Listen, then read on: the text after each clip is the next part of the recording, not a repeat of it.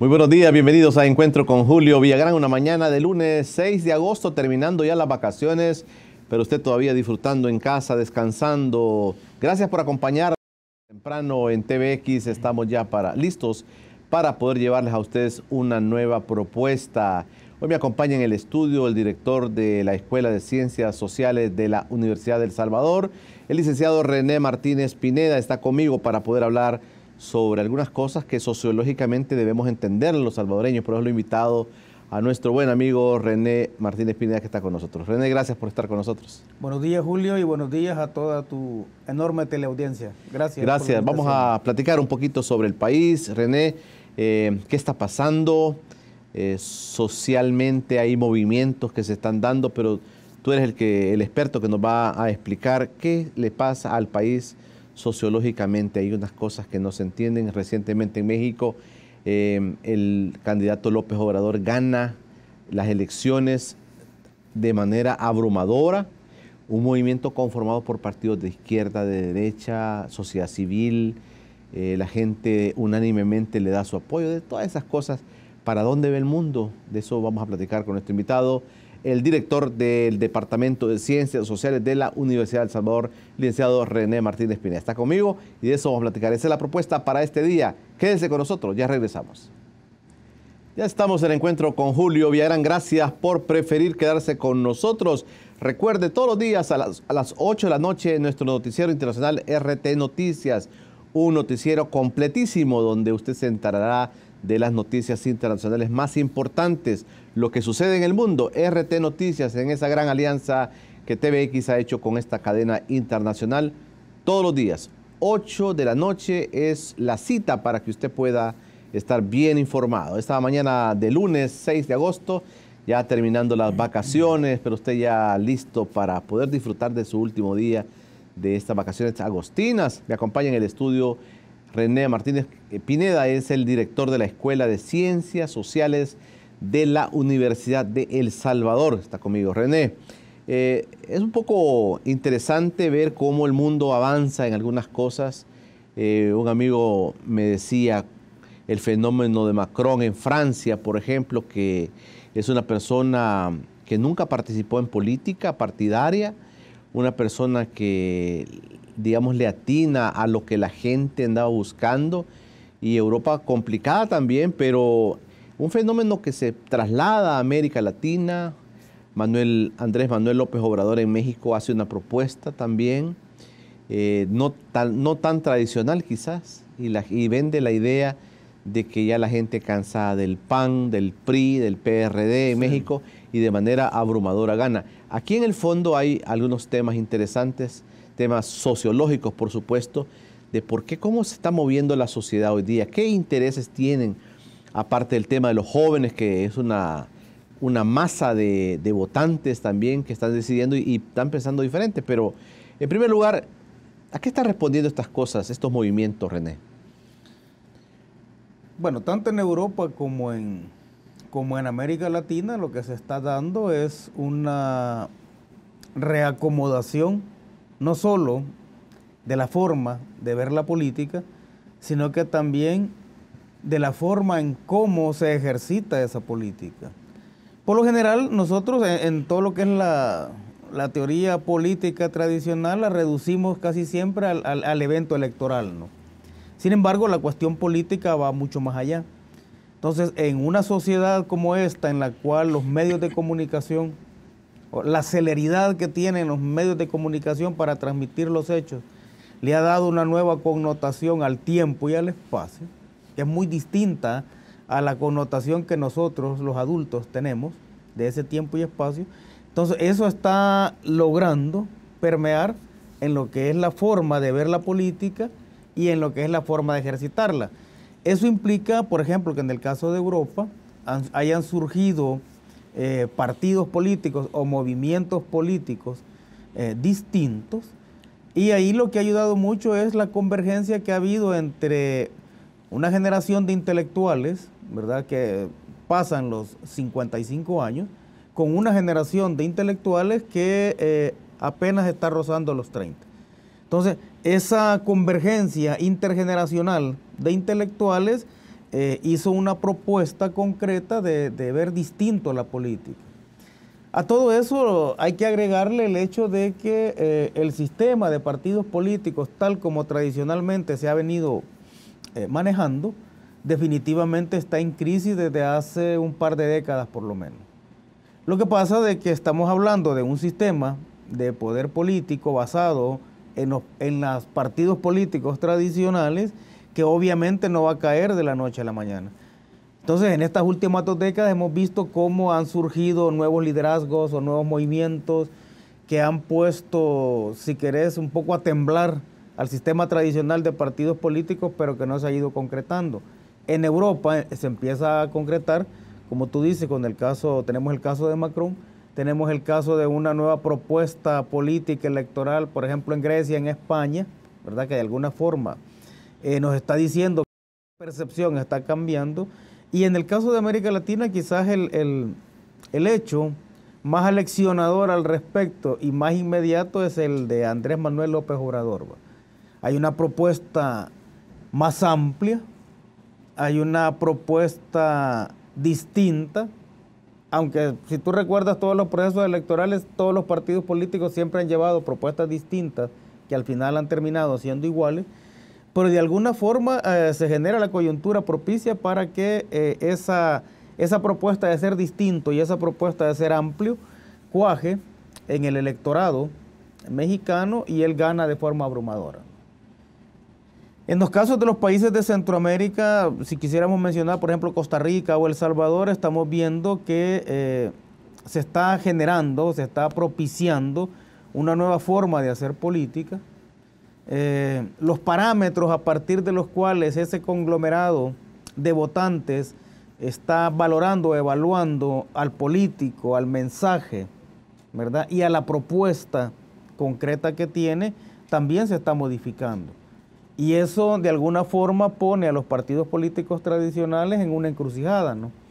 Porque hay todo un sistema o todo un aparataje que permite reproducirse como tales, pero hay un cuestionamiento realmente serio sobre ese aparataje, sobre esa forma de ver la política, sobre esa forma de ver el tiempo y sobre esa forma de ver también a las personas que encarnan la política, y eso ha generado que estén surgiendo nuevas propuestas que de alguna forma deberían cambiar todo el ejercicio político de aquí en adelante. Quizá el primer llamado de aviso sobre eso lo tenemos en las elecciones municipales y legislativas del año pasado. Pero el movimiento, digamos, que se está... De este año. Es por la concepción del tiempo distinto. Sí. Pero eso es un mensaje, ¿no? ¿Sí? Y hay una serie de propuestas alrededor que de alguna forma creo que están obligando a las ciencias sociales y particularmente a la sociología a volver sobre algunos conceptos, como el concepto de cultura política, el concepto mismo de conciencia de clase y el concepto de memoria histórica. En función de esos conceptos, creo que se puede comprender de una forma un poco más cercana lo que está sucediendo. Pero que algo está pasando, algo está pasando. Eso lo estamos viendo en el comportamiento, digámoslo en este momento, preelectoral que existe. Yo quería volver al tema, digamos, los efectos de la Guerra Fría, René, el mundo prácticamente dividido, un mundo que piensa a la forma, digamos, de la derecha con concepciones neoliberales, más liberales, ¿verdad? Y, por otro lado, un sistema más abierto, más revolucionario, más de izquierda, más socialista, que por años ha predominado, no solamente América Latina, sino el mundo en general. Estos efectos, digamos, es como aquella piel de la culebra que va saliendo y vamos siendo testigos de ese cambio. Este el tema generacional que tú estás enfocando, pero estamos siendo testigos en este momento de ese cambio de piel, René, y cuánto tiempo ha durado y cuánto tiempo puede durar más, porque digamos, los adultos de 40 en adelante, podríamos decir, todavía tienen esos conceptos muy, muy a flor de piel. O sea, el concepto de utopía, ¿no? Para resumir un poco digamos, esa propuesta de cambio, ese proyecto de cambio revolucionario que se tenía de forma más visible en los años 70 y 80 del siglo pasado, es vigente, ¿no? O sea, definitivamente nosotros vivimos en una sociedad en la cual más que nunca en la historia, se distribuye de manera más injusta la riqueza y el ingreso. O sea, ese es un hecho concreto, ¿no?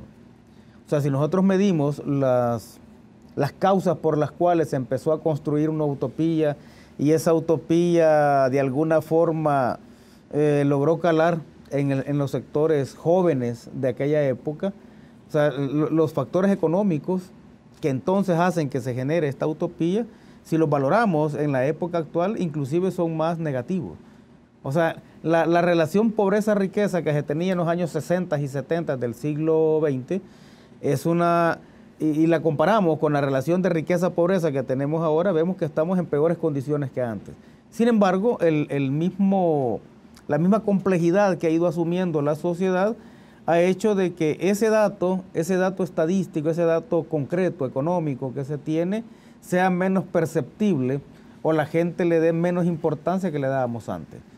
Ahora, sí está cambiando, digamos, la forma en cómo ese proyecto se lleva a cabo, esa mutación o esa pérdida de piel, como tú lo dices, definitivamente debería significar el nacimiento de algo nuevo, pero la forma en cómo se está, y voy a utilizar tu figura ahí, la forma en cómo se está despellejando es la que a la que le hay que ponerle atención, ¿no? Hemos vivido muchos ejemplos, por ejemplo, en América Latina, de partidos que, siendo de izquierda, posteriormente, en lugar de cambiar el sistema, se acomodan al sistema. O hemos visto también cómo la misma derecha, para utilizar esos conceptos, empieza a secuestrar una serie de banderas populares, ¿sí? Y entonces eso vuelve más compleja la situación de cara al votante común y corriente, ¿no? Porque de repente se encuentra este votante, que en el caso de El Salvador tiene un promedio de escolaridad no superior a 6 grados, y entonces de repente se encuentra con mensajes que vienen de los partidos que representan a la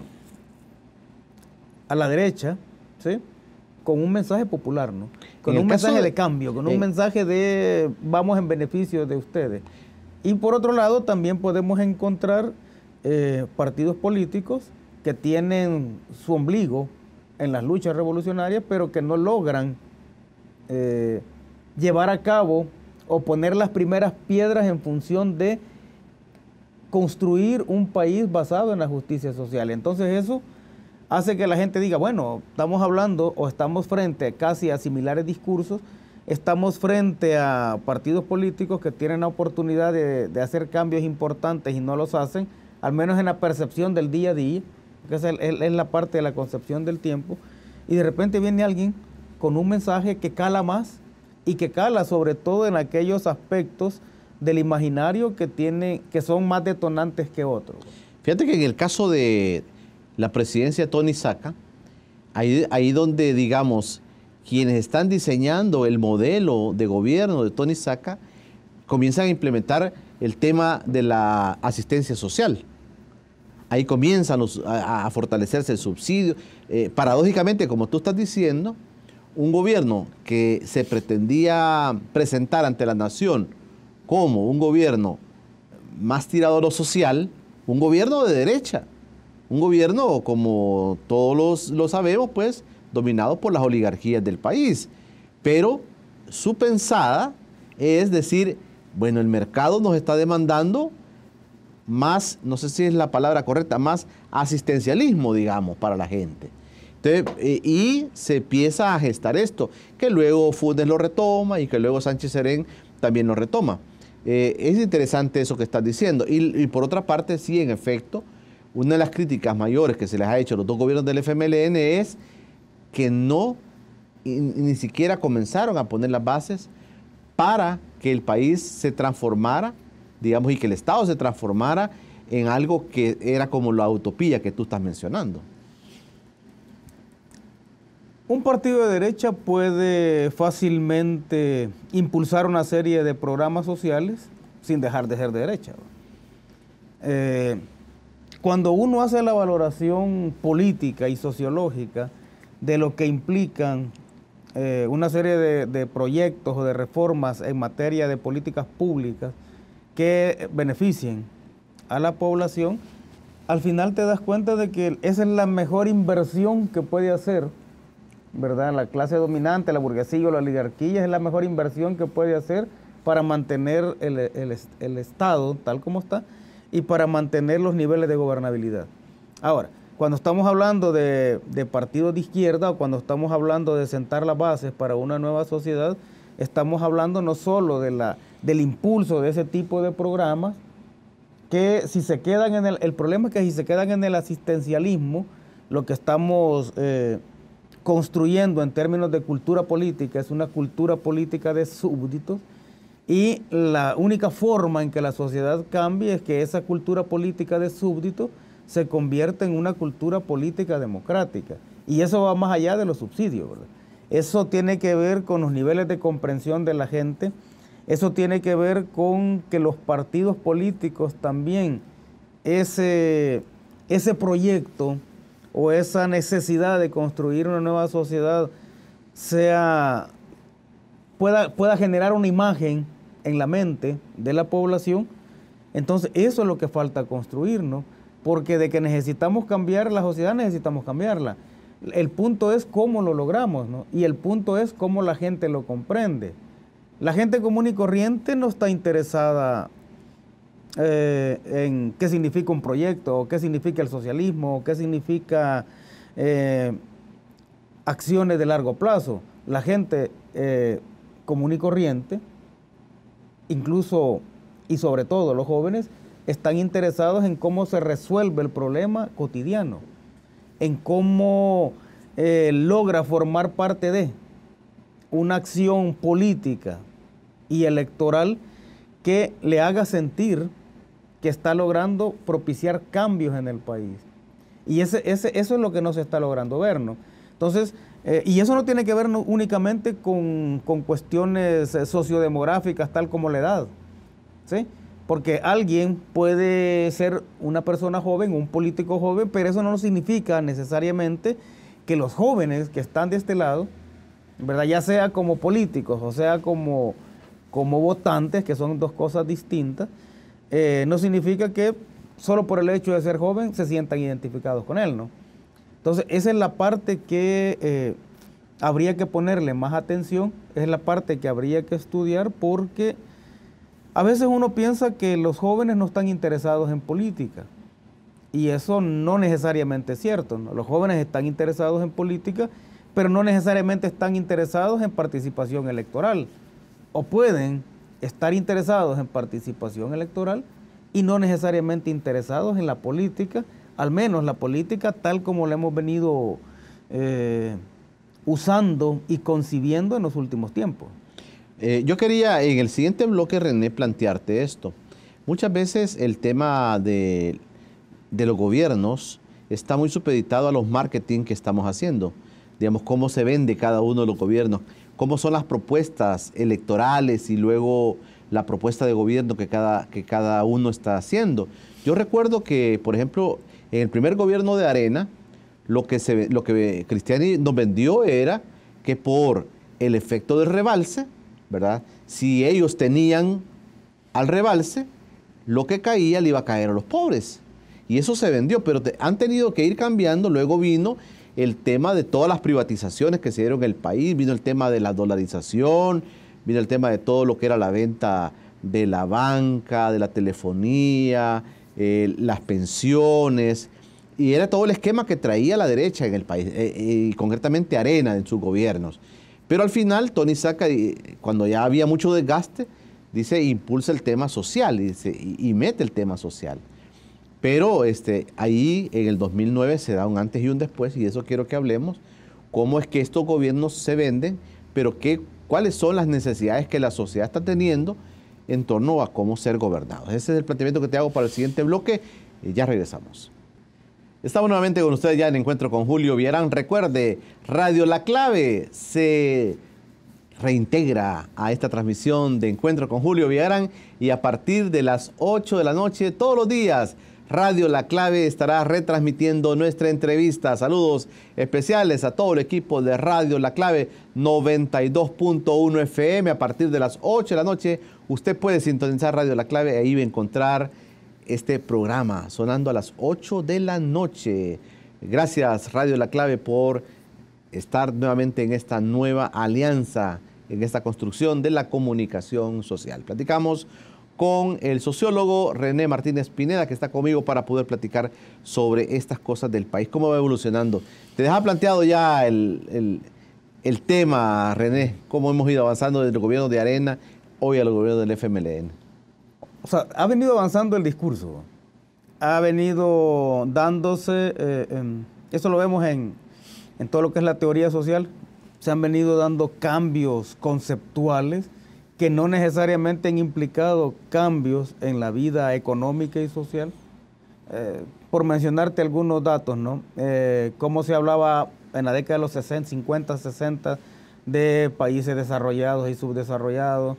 Posteriormente se empezó a hablar de países desarrollados y países en vías de desarrollo. Después se empezó a hablar de países desarrollados y países de menor desarrollo. Entonces el concepto de subdesarrollo, menos desarrollado, etcétera, o en vías de desarrollo, ha ido cambiando, pero la realidad económica que esos conceptos pretendían reflejar siguió tal cual. Los niveles de pobreza siguen siendo iguales. Los niveles de pobreza hoy son peores. Lo que pasa es que la comparación o la percepción que nosotros podemos tener de la pobreza no es la misma que se tenía antes, ¿no? Entonces, la relación o la distancia que hay entre la riqueza y la pobreza hoy es mucho más grande que la que había hace 30, 40 años. ¿Es así? Es así. Lo que pasa es que la percepción que se tiene de la pobreza es distinta. La proliferación de los medios de comunicación generan una sensación que te hace perder la otra sensación de pobreza. A eso se le conoce en sociología como la conciencia espejo, ¿no?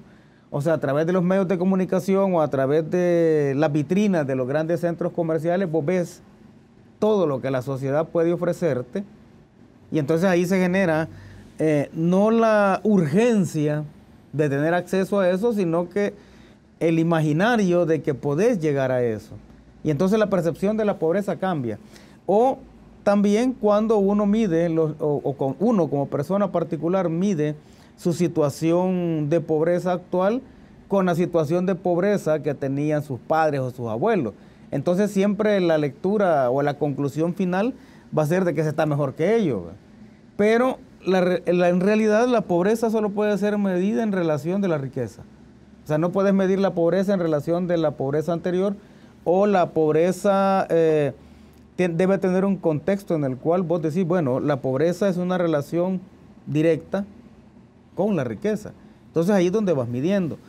Los primeros gobiernos de Arena, o el primer gobierno de Arena, en el caso de Cristiani, manejó la cuestión de la teoría del rebalse, que es una teoría económica que plantea que cuando el progreso económico sea lo suficientemente abundante como para llenar el vaso de la acumulación privada de los ricos, entonces va a rebalsar y todo eso que rebalse le va a llegar a la gente. Los ricos no tienen necesidad de robar, ese era el concepto que nos metían en la propaganda política.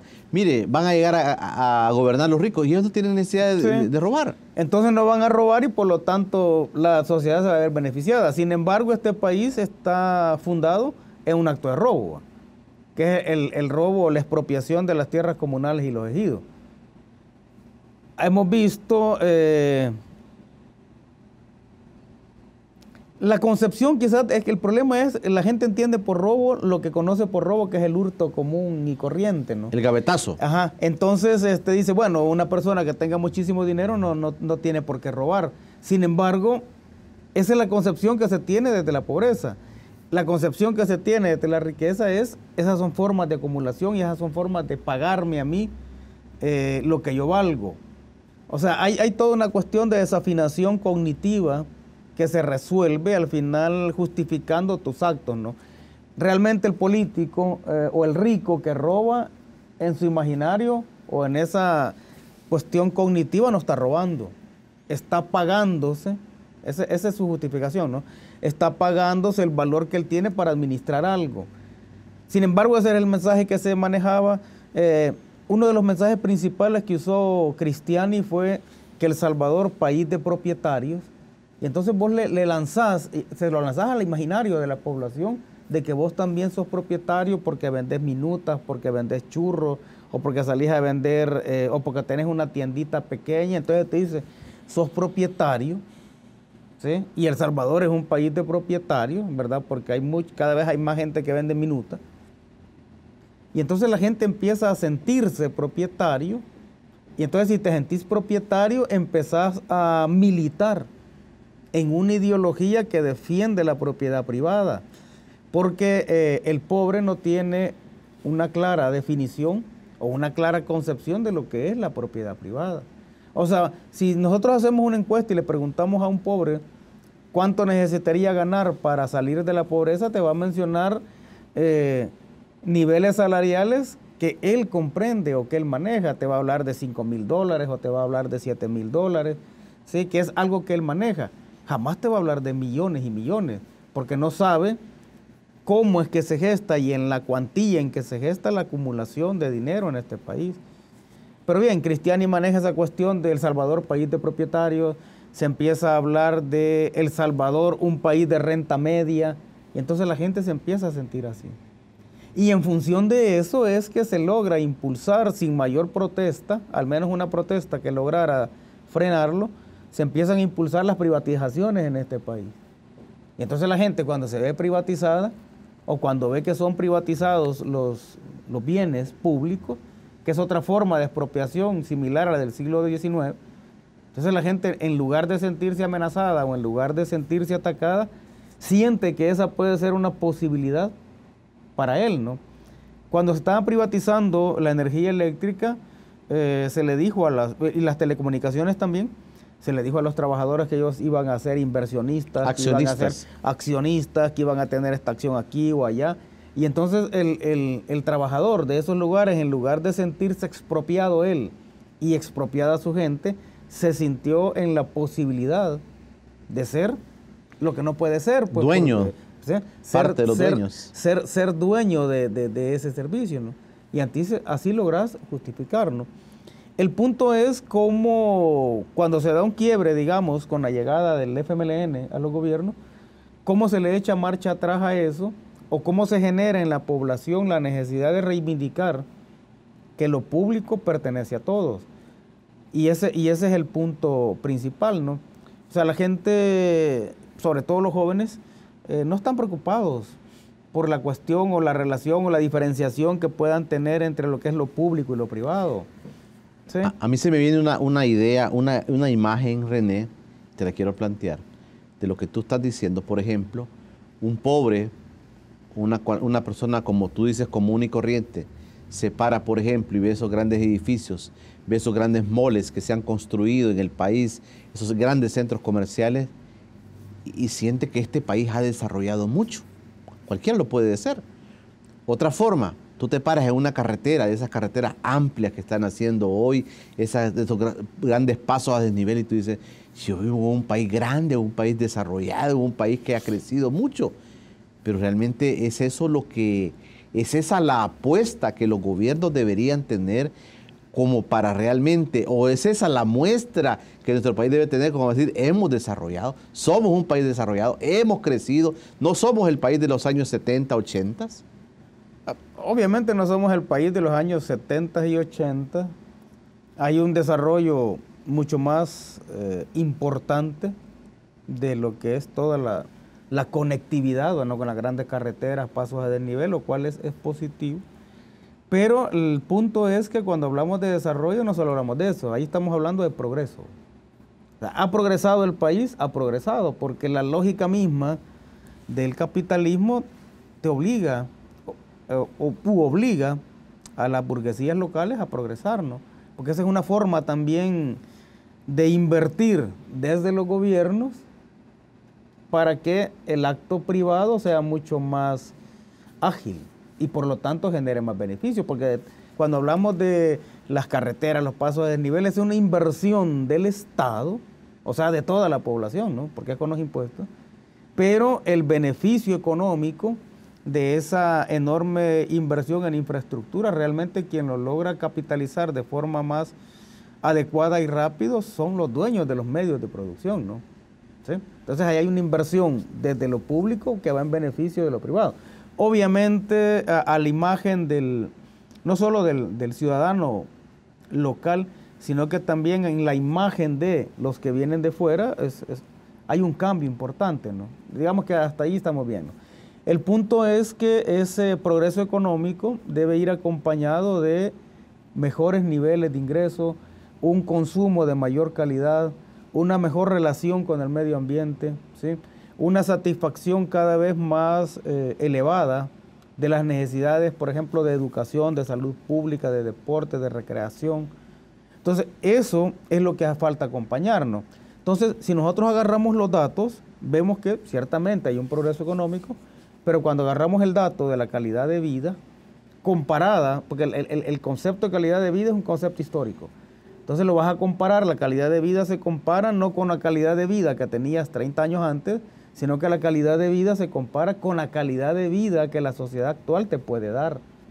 Y ahí es donde nos damos cuenta de que las condiciones, aunque sean menos perceptibles así, pero las condiciones de hoy comparadas con las de antes son peores. ¿Sí? Las Porque condiciones es una de ahora, histórica relativa de la gente. Pues. Por ejemplo, en el tema de salud y educación. Vaya, pongámonos en el tema de educación. Hace 30 años, la necesidad básica de educación era saber leer y escribir. ¿Sí? Hace 30 años. Ahora, si nosotros hoy le enseñamos a la gente simplemente a leer y escribir, no estamos satisfaciendo la necesidad básica de educación. Porque esa necesidad básica de educación que antes era saber leer y escribir, hoy esa necesidad básica es, obviamente, no solo saber leer y escribir, sino que tener estudios a nivel superior. Entonces, sociológicamente, satisfacer la necesidad de leer y escribir no está resolviendo La necesidad básica ya no es esa, pues. La necesidad básica de antes, que era saber leer y escribir, hoy es tener estudios superiores. Esa es la necesidad básica. Entonces, cuando nos vamos a la necesidad básica, tener estudios superiores, porque el mercado, eso es lo que te está pidiendo y exigiendo para que la gente pueda poder incorporarse y poder tener los ingresos que le permitan desarrollar y cuidar a su familia, ¿sí? Eso vemos que solo el 10% de la población que egresa de bachillerato logra llegar a la universidad. Entonces la necesidad básica de educación moderna no se está satisfaciendo. Es que ese es el punto, ¿no?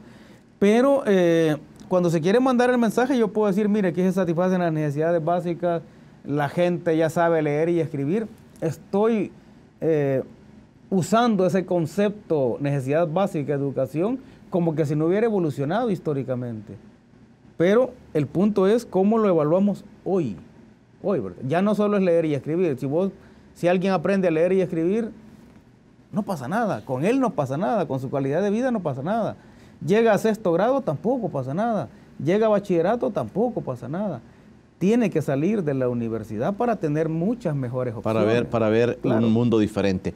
Crecimiento humano, crecimiento económico. ¿Qué tanto estos últimos 30 años le han servido al país para crecer humanamente y para crecer económicamente? René, ese es el planteamiento que te voy a hacer cuando regresemos después del corte. Estamos nuevamente en el encuentro con Julio Villagrán. Gracias por preferir quedarse con nosotros. Recuerde, el día lunes en Plataforma, nuestra nueva propuesta, Berta María de León, el día lunes, el día martes, Dagoberto Gutiérrez, el día miércoles, Eric Rivera, el día jueves, Mirada de la UCA, y el día viernes, Leonel Herreras. Eso es el grupo de editorialistas que tenemos en Plataforma. Esa es la nueva propuesta que hemos creado para todos ustedes. También un saludo para todos los oyentes de Radio La Clave 92.1 FM que ya están en sintonía hoy a las 8 de la noche en nuestra retransmisión. Platicamos con el sociólogo René Martínez Pineda y estamos hablando de crecimientos humanos, crecimientos económicos. Han pasado 30 años. la situación del país ha mejorado, el ser humano ha mejorado sus condiciones, el salvadoreño ha mejorado sus condiciones de salud, de educación, esos niveles, como para decir, mire, hemos ido por buen camino. ¿Cómo lo ves tú, René? Se va caminando, ¿no? Se va caminando. El punto es que no se va caminando con la velocidad que deberíamos caminar. Ya decía yo, este concepto de necesidades básicas tiene un carácter histórico, pues. O sea, ese carácter histórico significa que la necesidad básica se mide en función de lo que la sociedad puede darte. Y de hecho, la sociedad actual puede darte muchísimo más de lo que da. Ese es el punto. Ahora, si hiciéramos o si hacemos el ejercicio de compararnos con cómo estábamos antes, sin considerar el entorno, lo cual sería un error, pero digamos que lo hiciéramos, entonces ahí sí hay cierto avance, ¿no? Ahí sí hay cierto avance, pero ya te pone un poco a dudar la calidad de ese avance o el impacto estructural que ese avance pueda tener cuando vos ves la forma en cómo la gente va satisfaciendo sus necesidades. Si estuviéramos en condiciones distintas, yo creo que no se hubieran proliferado tanto, por ejemplo, los lugares donde se vende ropa usada. Y en esos lugares donde se vende ropa usada no solo son lugares visitados por personas del salario mínimo. Y eso se ha convertido en una cuestión muy grande, ¿no? Si estuviéramos en condiciones de mejor desarrollo, los niveles de educación universitaria estuvieran subiendo de forma significativa. Estuviéramos siendo un referente cultural, ¿sí?, al menos de la región centroamericana. Ahora, se está caminando, hay una serie de proyectos que se están impulsando que habría que mejorarlos. Por ejemplo, los proyectos de llevarle a los jóvenes y a los niños que están en los centros escolares, en los primeros años de escolaridad, digamos, el acceso a su uniforme, a su vaso de leche o a su refrigerio, etcétera, realmente para muchas familias ha significado la posibilidad de tener a sus hijos estudiando. Ahora, eso puede ser una realidad que yo no puedo percibir si nunca he estado en una situación tan extrema como esa, ¿no? La gratuidad también de la educación. La gratuidad de la educación también, pero la gratuidad de la educación, para que tenga impacto, debe ir acompañada de una inversión millonaria en la educación que vas a dar gratis. Porque no solo se trata de que la educación sea gratis y que los centros escolares o los institutos o la misma universidad pública esté en las condiciones en que ha estado siempre, sino que se trata de que tenés y ofreces, digamos, una educación gratis, pero haces una inversión millonaria para que esa educación no sea gratis, y ese es el punto de calidad, ¿no?, sino que además de ser gratis, sea una educación altamente competitiva, es decir, que forme a nuestros jóvenes de tal manera que puedan competir con la educación de cualquiera, ¿sí? No solo se trata de que se llegue a la universidad a obtener el título, por ejemplo, sino que se llega a la universidad para salir con todos los conocimientos y habilidades necesarias como para competir con cualquiera que se haya formado en otra instancia de educación superior, ¿sí?, que a lo mejor tiene una mayor inversión en tecnología porque obviamente cobra cuotas carísimas, ¿no? Entonces, se trata de que la educación pública, y esta es la visión, ¿no?, la visión que hay que tener de lo público, se trata de que lo público sea igual o mejor que lo privado. Eso se vivía antes, ¿no? Y eso es lo que habría que retomar, porque si no, tú vas a ofrecer educación gratis, si mantienes, por ejemplo, la Universidad de El Salvador, que es la que puede dar la educación gratis, si la mantienes en las mismas condiciones, pues obviamente lo que va a hacer, en lugar de potenciarse, se va a depredar la universidad pública. Entonces, si ofreces educación gratis, tenés que ampliar la posibilidad de atender a todos aquellos que, por no ser gratis antes, no podían estudiar, ¿sí?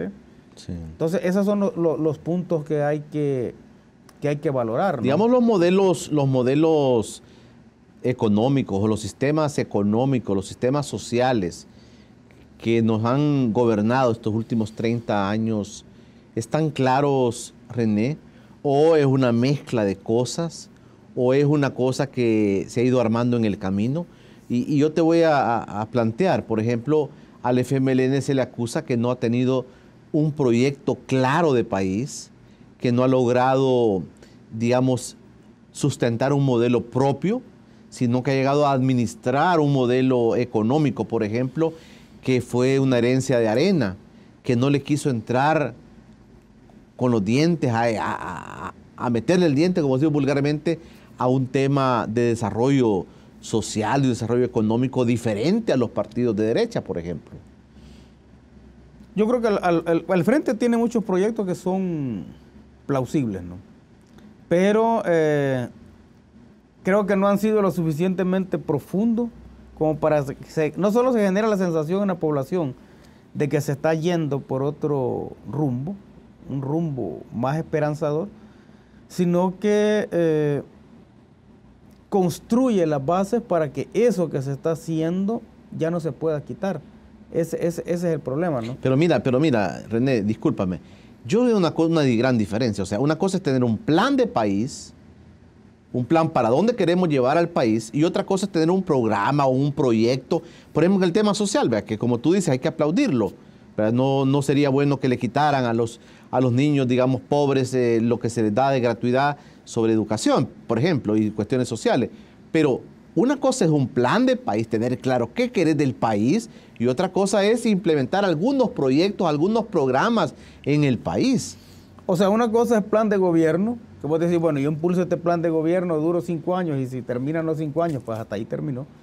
Y otra cosa es construir planes, programas en función de un país, que esa es la parte que no está del todo clara, ¿no? O sea, vos podés tener claro que querés un país distinto, pero cuando vos traducís esa imagen que puede estar clara en el largo plazo, que querés un país distinto, la traducís en programas y proyectos que no tocan o que no cambian radicalmente las condiciones que tienen al país en la situación en que la tienen, entonces te convertís en un administrador de la pobreza o te convertís en un catalizador de la protesta ante la situación de pobreza.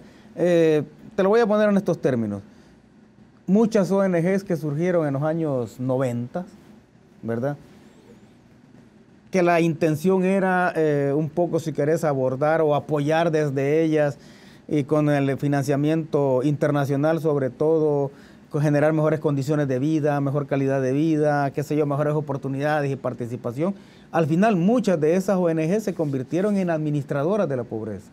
Y muchas de esas ONGs que surgen, por ejemplo, con la visión de darle una nueva sensación de país a la gente, al final vos ves que se fueron convirtiendo poco a poco en enormes edificios con funcionarios o con empleados que ganan muchísimo dinero, con carros de lujo. Entonces, si tenés claro el proyecto, pero a la hora de impulsarlo no lo haces, eso le puede suceder a cualquiera. Entonces, un partido de izquierda puede llegar con la imagen de construir una sociedad distinta a la que tenemos, pero si al final con los programas o con los planes o proyectos que impulses no logras cambiar las condiciones que generan la situación que querés cambiar, entonces te convertís en un administrador de la pobreza. ¿Sí? Y al igual que esas ONGs que te ponía yo como ejemplo, empezás, en lugar de cambiar la situación, empezás a ser parte de ella. Empezás no a cambiar la política, sino que a ser parte de la política. Empezás a tener un discurso social, pero sin necesariamente estar impulsando aquellos aspectos que cambian lo social. Y para cambiar lo social no solo se necesita tener la visión clara de que lo querés hacer, sino que se necesita tener el valor de hacerlo. Porque hay algunas cosas acá que se deberían impulsar y que no se hacen. Por ejemplo, el consumidor común y corriente de este país está a merced de lo que decida el mercado, de lo que decidan los dueños de los almacenes, ¿sí?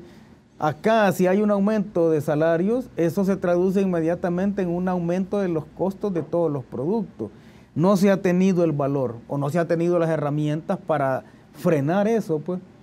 Porque si vos si aumentás el salario y después los empresarios dicen, bueno, entonces yo le aumento a todo para no salir perdiendo y hasta gano más, entonces la gente no ve o no siente ese aumento de salario en su calidad de vida. Entonces estamos en las mismas condiciones que estamos antes, ¿sí? Ahora, hay muchos programas y proyectos que son plausibles, como te decía, ¿sí? Pero que no han sido impulsados de la forma o con la profundidad que deberían de haber sido impulsados. Es que ese es el punto. Te ponía el ejemplo de el alimento o los útiles, ya. Pero eso también está metiendo en crisis a muchos pequeños. La idea estaba buena, ¿no?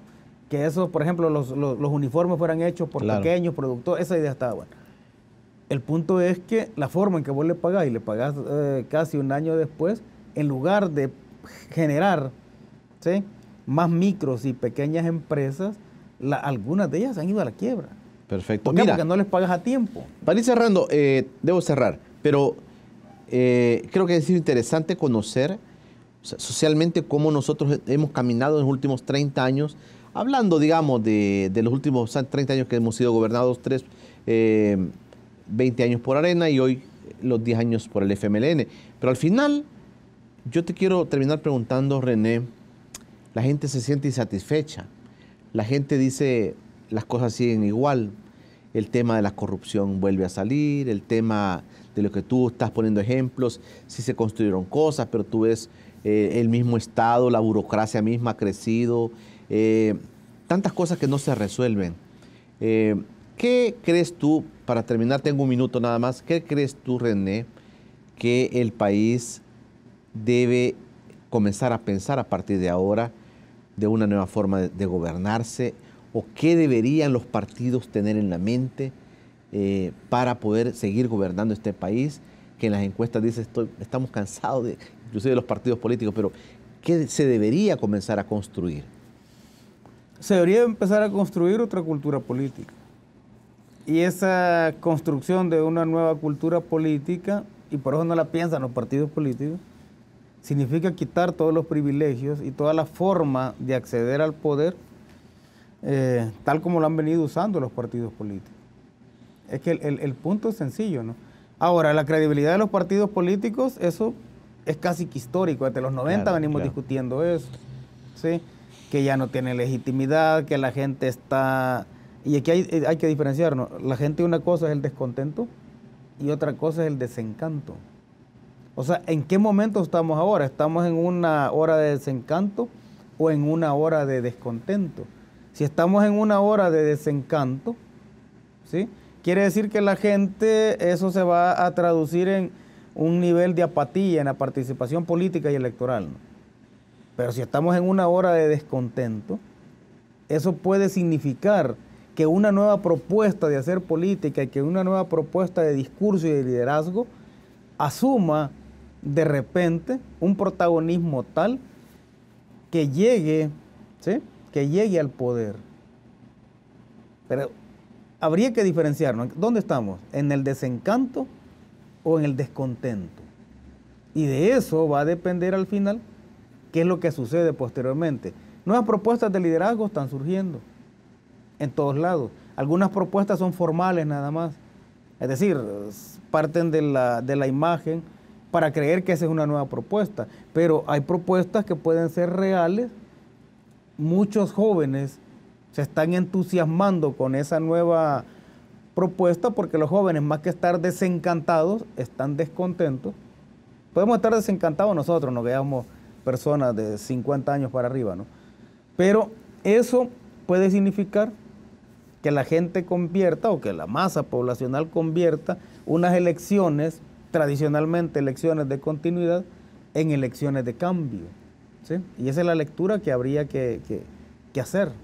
Se nos vienen varios temas, René. Estamos próximos a elecciones. Te voy a volver a invitar para que sigamos platicando de hacia dónde el país debe moverse y qué es lo que los políticos están ofreciendo al país y qué deberían ofrecer realmente, ¿verdad?, para hacerlo concreto. Nos han ofrecido de todo, como dice la gente, y se ha cumplido menos de la mitad. Pero hacia dónde debería ir el país socialmente cuál es el movimiento que llevan las sociedades en el mundo. De eso vamos a ir platicando, si te parece, en una próxima ocasión, pero quiero agradecerte que hayas venido con nosotros. Bueno, al contrario, muchas gracias a ti, Julio, por esta oportunidad. Un saludo para toda la comunidad universitaria, especialmente la gente del Departamento de Ciencias Sociales. Muchas gracias. Que deberían estar atentos a estos espacios, ¿verdad? Sí. Para que conozcamos cómo se mueve también el país. Perfecto. Pero gracias, René, por estar con nosotros. A ustedes en casa, gracias por haberse quedado con este espacio. Ya mañana todo el mundo vuelve a sus actividades normales, pero nosotros vamos a continuar aquí en Encuentro con Julio Villagrán, siempre a las 7 de la mañana. Será hasta mañana.